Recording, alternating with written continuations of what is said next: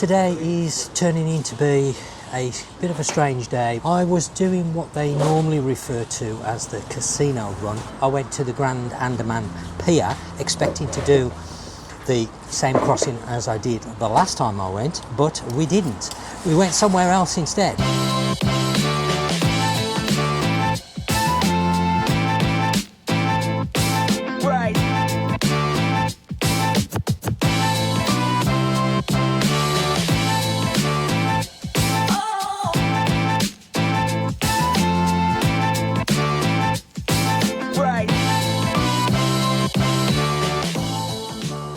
Good morning, it's a little after 5:30 in the morning. It's Saturday the 15th of June and today we're going on a road trip.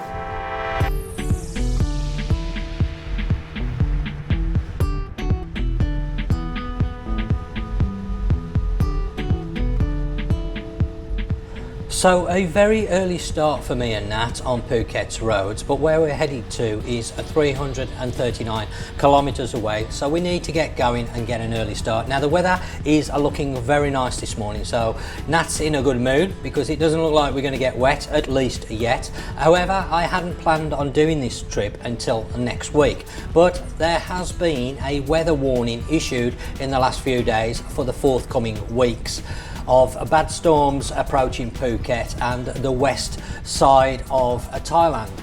So rather than chance it, I've brought it forward a little bit because the province that we're heading to is well known here in the country as being one of the wettest provinces, and normally we do get wet when we do this trip to some degree. We normally have a short shower or a couple of showers either on the way there or on the way back. I'm hoping that is not going to be the case today and we can get there and back dry. Now I'm not planning on getting back much before 7 or 8 o'clock this evening, but we will see how the trip progresses.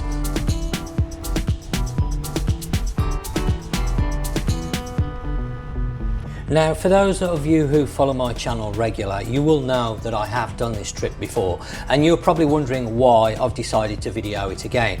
Well, it's something that happens later on during this trip that's made me feel that I need to do a little bit of an update so people are aware of the current situation at the Ranong border, because this border is the closest border to Phuket. So anybody that's staying in Phuket that wants to do what they call a border bounce, then Ranong is a close exit point.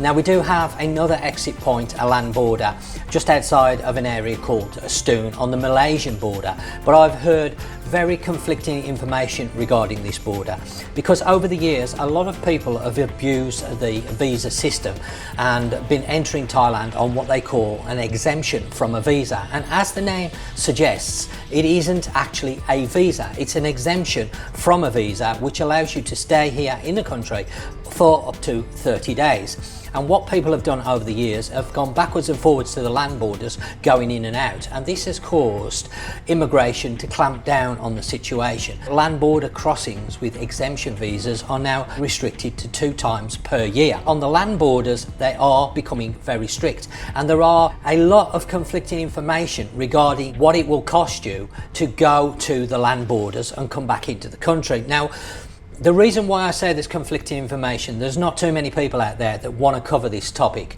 with the land borders, because obviously immigration is not something that you want to get too involved with, have problems with, because of course if you have issues with immigration, that is going to cause issues with your stay. So I hope you can read between the lines when I say that when you go to the land borders, costs can vary. Again, you need to read between the lines.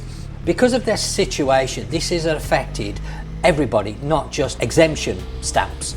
Even myself, who has a full visa, and my visa is actually what they call a multi-entry non-O. So technically I'm allowed to go in and out the country as much as I like.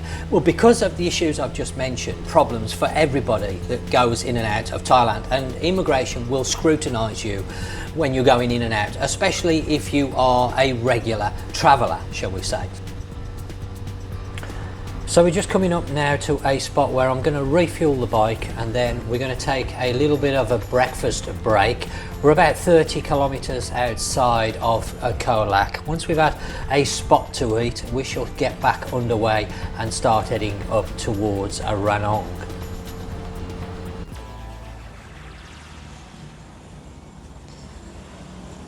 So we're about an hour outside of Phuket, in between Thai Muang and Koh Lak. We're making our way this morning up to Ranong because it's that time again where I have to go and stamp out and stamp back in. We've just stopped at a Caltex petrol station on the main highway 4. We're going to have a little bit of breakfast. It's just after 7 o'clock in the morning now, and we're waiting for our breakfast tacos, so they're really tasty. I've had these with my friend Jack before when we've had a ride up this way, so if you come this way, check out this 5-star chicken. They do some breakfast stuff. They open at 6 o'clock in the morning, and a great little place to have a spot to eat. And Nat's just been around the back, as there is a chow dai coffee shop around there, so you can get some coffee as well. And we're going to sit inside and have our breakfast. We're going to tuck into our breakfast tacos. 39 baht, bargain each they are. I've had a couple, and Nat's just had one.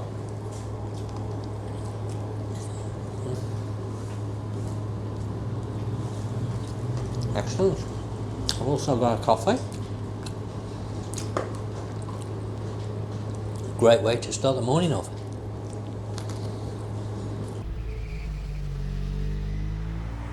So with both ourselves and the bike fully fueled up, we're now underway and heading towards Ranong. At the moment we're just on the outskirts of Koh Lak, and we should be passing through that shortly. Now originally I hadn't planned on actually making a video out of this footage. I was just bringing my cameras along because, to be honest, it's a habit. I take my cameras everywhere and try to capture some shots because you never know when they're going to come in handy. However, due to something that happens later on during this trip, which I will come to, it's sort of prompted me to make an update on the casino run going towards Ranong, because this is the closest border, as I've said, to Phuket before, and I think it's quite important people should know the current situation if they are planning on doing a visa run of any sort. But for now, let's just talk about why I'm doing this particular trip on my particular visa, which is, as I mentioned, a non-O under marriage, and my visa is multi-entry. Now on that visa, it's a 12-month visa, but you can actually get 15 months out of this visa if you time it that you go out of the country and come back in just before your visa ends. You will get a 3 months stamp, 90 days, and then you have the option at the end of that to extend for another 60 days, so a 5-month extension.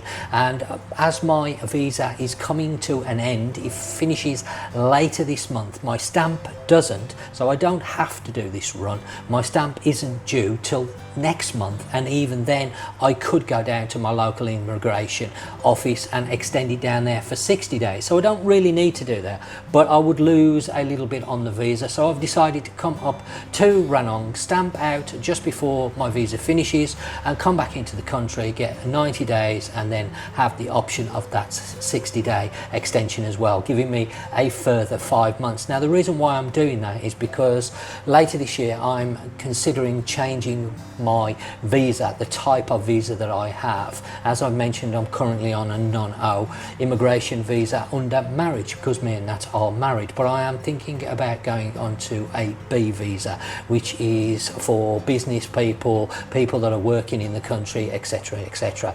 Now I'm not going to go into all the details of why I'm doing that, but because of the situation where people have abused the system over the years, immigration have tightened up, and to be honest, I'm starting to tire of having to go in and out of the country, and making in-country extensions you have to meet certain requirements. And because me and Nat have just purchased a property, obviously we have to use money to not only put deposits down to pay for stuff, etc, etc. You have to tie up a lot of money for the yearly extensions all the time, and it's when you've got businesses, it's difficult to tie up money and just stick money to one side and forget about it. It's not that easy when you're running businesses. You need cash flow.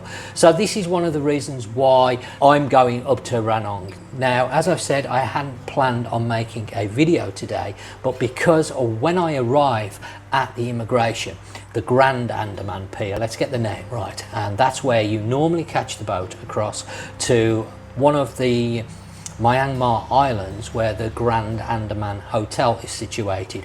And on there they have their own immigration, because Myanmar, from what I understood or have understood over the last few months, is not actually open to tourists. And I believe that the Grand Andaman casino run was the only one that you could do in the country, but things have changed.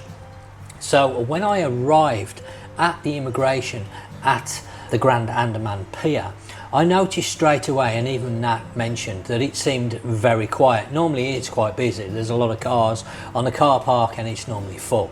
Now, of course, immigration don't like you to do any filming within that building, so I can't show you any footage inside. But I entered the building as I would normally do, went to the window where you get your ticket because you have to pay to go across to the island, the Grand Andaman. Nobody said anything any different to what I have normally experienced when I've done this run. Now, I have done it earlier this year and I have done it some years ago, and the immigration officer took a look at my passport, scrutinized it and said okay. I went to the desk, I stamped out, and we went down to where you catch the boat. Now, I did notice there was a group party there and they'd all got these tags around their neck. Now, as the trip progressed, I discovered that these were part of a visa agent run. So they have agents that do these visa runs that you have to pay for, and I got speaking to an English lady that was part of a larger group of 17 people on that day, and most of them were Russians, and they were all doing various different stamps. She was actually doing her exemption stamp and she was telling me that the money she'd had to pay to use an agent to go up there, and this is one of the reasons why the land borders for me are getting less appealing, because even though I do have a correct visa and my visa does allow me to enter the country as many times as I like, I'm having the same problems as the people with the visa exemption stamps. There are costs involved, shall we say. Hopefully you can read between those lines of what I'm saying. Anyway, after we boarded onto the boat, the speedboat as it happened, we set off, and I just presumed we were going to the island, but we didn't actually go to the normal island. We went to somewhere that looked very much like the mainland of Myanmar. We had to cross over some fishing boats, walk down a road for about 5 minutes to what was, I would describe as a shed without any front on it, which was the Myanmar immigration. And of course I was a little bit concerned at this point, because I remember in the past when I did runs from the original pier in Ranong over to the mainland in Myanmar, you did used to have to pay extra to get stamped in and out, and I was a bit concerned that that was going to become a problem. But it wasn't a problem. I got stamped in and out and I was a little bit relieved, and we came back, and this took probably 25 minutes all told. Normally it takes a lot longer when you do the Grand Andaman Hotel. You're sort of looking at about an hour, maybe 2 hours, depending on how quick the boats are running backwards and forwards. Sometimes you have to wait. Last time me and Nat did it, we had some coffee and some cake, and it was quite a pleasant experience, but this was something totally different. I believe that I got lucky. What's happened is the Grand Andaman Hotel has actually closed for low season, so it's no longer open. It will be reopening at the end of this year. Exactly when, I don't know, but it currently is closed. So that casino run, as they call it, is no longer operating at the moment. So if you go up to Ranong thinking you're going to do that run, you're not going to be able to do it. If that tour company or group, agent, whatever it was, visa people hadn't have been there, I don't think they they would have allowed me to have gone across on my own.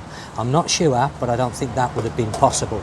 It was only the fact that I happened to arrive at the same time as the visa company arrived, and they got 17 people in minivans crossing over doing various different visas, bouncing in and out as they called, and I think that was why I was allowed to do it. But if I hadn't have timed it then, I think I may have got turned away. So that is something to bear in mind. We've stopped at the PTT service stations like we did the last time, and I'm having some barbecued pork over rice. That's got some barbecued pork with noodle, and yeah, I'm going to enjoy my noodle and then I'll come back to you shortly.